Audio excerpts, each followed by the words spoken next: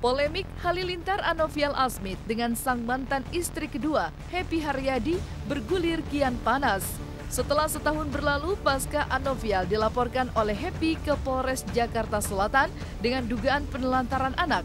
Sejak itu pula, Anovial telah 2 kali mendapatkan panggilan dari pihak yang berwajib. Namun, 2 kali pula ayah Atta Halilintar tersebut mangkir dari panggilan polisi. Sontak saja, sikap ayah Atta itu pun mencuatkan tanya teka-teki baru. 2 kali mangkir dari panggilan polisi. Mungkinkah ayahanda Atta terancam dijemput oleh pihak yang berwajib? Dan seperti apa juga komentar kuasa hukum keluarga Halilintar terkait pemanggilan tersebut? Panggilan terhadap terlapor yang telah dipanggil secara patut dan layak sebanyak 2 kali berturut-turut, lalu masih juga mangkir, maka semestinya penyidik sudah dapat menerbitkan surat perintah dengan membawa, artinya ada upaya paksa. Jadi tadi kan Mas yang nanya nih, kami menghargai panggilan tersebut. Tapi yang kedua, saya mau dari informasi dari keluarga belum terima kita. Karena saya datang ke sana, itu menjelaskan bahwa peristiwanya seperti ini. Dan saya ada melampirkan itu dokumentasi hasil dari mediasi kita. Saya lampirkan ke Polres sebagai bentuk bahwa tanpa hadirnya klien saya, kita ada goodwill. Tapi memang kan kita juga tidak ngumpet-ngumpetin. Mungkin rekan-rekan bisa lihat di IG atau gimana ya, memang posisi semua di sana gitu. Sebenarnya anak-anak yang di situ mau pulang semua lah, ya kan? Di sana juga mungkin kangen rumah, apa homesick gitu, saya nggak tahu juga. Sudah masuk ke tahap penyidikan. Oke. Kita menunggu hari Senin atau hari Selasa esok, kayaknya hari Senin ya. Ya. Bagaimana tentang kelanjutan status dari terlapor ini? Harapannya ini sebenarnya tidak sampai kepada proses hukum. Namun, oleh karena terlapor ini tidak merespon secara baik, maka kami serahkan biarkan hukum yang nanti yang bekerja. Begitu, itu tujuan kita kan mendapatkan keadilan terhadap si anak. Nah, tujuan dari laporan kami ini adalah agar supaya terlapor ini mau bertanggung jawab sebagai seorang ayah.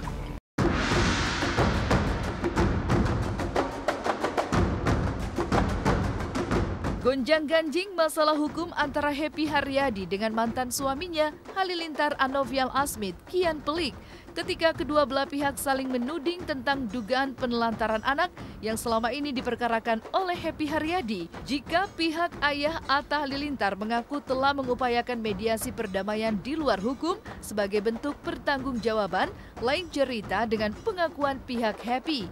Menurut pihak Happy, sampai saat ini belum ada pertanggungjawaban dari pihak ayah Atta Halilintar. Bahkan keduanya belum pernah dihadirkan bersama untuk melakukan mediasi. Namun, menurut pihak Anovial, Atta sempat bertemu anak Happy sebagai bentuk upaya menengahi polemik antara ayahnya dan Happy. Kami sampai hari ini tidak pernah dipanggil oleh penyidik yang dikonfrontir, dihadirkan secara bersama-sama untuk dimediasi, itu belum pernah. Pesan dari klien kita, kalau memang terlapor ini tidak bertanggung jawab, ya harus menerima konsekuensi hukum yang akan timbul akibat dari perbuatannya. Salah satu bagian dari laporan ini adalah tidak dinafkahinya anak itu sejak dari bayi sampai hari ini. Namun banyak juga hal-hal lain. Hal pokok dari laporan ini adalah bahwa anak ini tidak pernah diakui baik secara langsung maupun di hadapan publik begitu. Yang diakui hanya anaknya yang 11. Sementara anak dari klien kita tidak pernah diakui bahwa itu adalah anak dari darah dagingnya sendiri begitu. Jadi tanggalnya pas ketemuan itu mungkin udah Mei 2011 udah chat sama video call Mei 2019 dan LP itu jauh di bulan berapa ya. Nah setelah Atta datang dan bertemu akrab, anak tidak ada masalah, sebelum video call sama bapaknya dan sebelum ada mata, tiba-tiba anak itu hilang besoknya di sekolah. Oke, saya jabarin ya. Sampai lah Ustaz nyariin kok anaknya hilang, karena memang anak ini kan sedang ada perkembangan pembelajaran khusus ya, apalagi Quran gitu ya. Nggak sekeji itulah klien saya kalau anaknya datang ke rumah sholat. Problemnya anaknya boleh nggak datang ke rumah. Dan anaknya ini kalau komunikasi bapaknya ini terbatas nggak? Harus ngumpet-ngumpet nggak? Di sini ada nih emotikon nangisnya ini. Ya, oke. kira-kira kalau klien saya bisa menafkahi 11 orang, tanggung banget baru satu. Itu aja sih. Cuman kalau bilang buktinya ada apa enggak.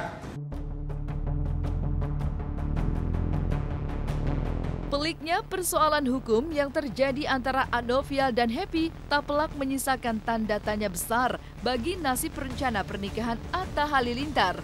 Atta yang sempat berniat membawa Aurel ke Malaysia untuk berjumpa langsung dan meminta restu secara resmi hingga kini belum bisa terwujud. Dan seperti apa juga komentar Aurel terkait kepastian rencana pernikahannya dengan Atta?